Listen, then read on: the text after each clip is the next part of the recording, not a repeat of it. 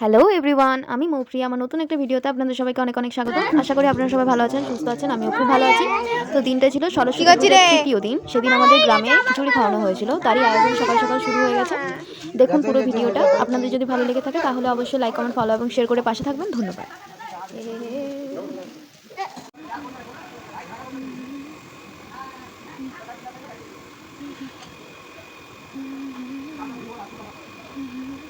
হ্যাঁ, এই তো এখনই যাবো, এখনই যাবো।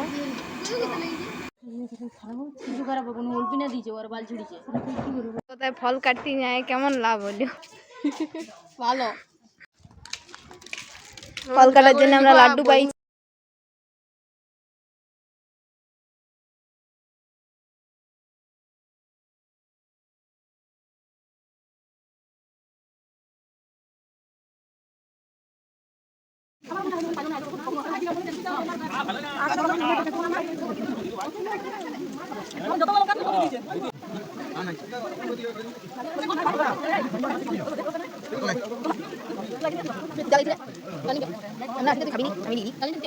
না